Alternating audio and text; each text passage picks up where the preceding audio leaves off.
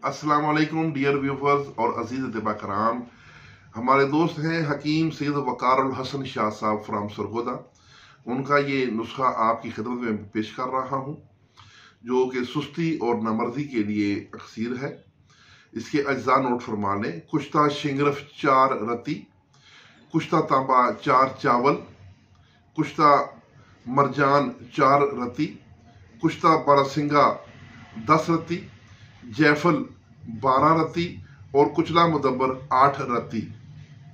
तो तमाम अद्विया का सफूफ बनाकर उसमें कुश्ता जात शामिल कर लें और इसकी 7 अदद खुराकें इन 7 पुड़ियाँ बना लें बराबर वजन में। 1 पुड़ी रोजाना सुबह गर्म दूध के साथ लेनी है। तुलसी और औरत से परहेज रखना है। 7 दिन में ये कामल मर्द बना देता है।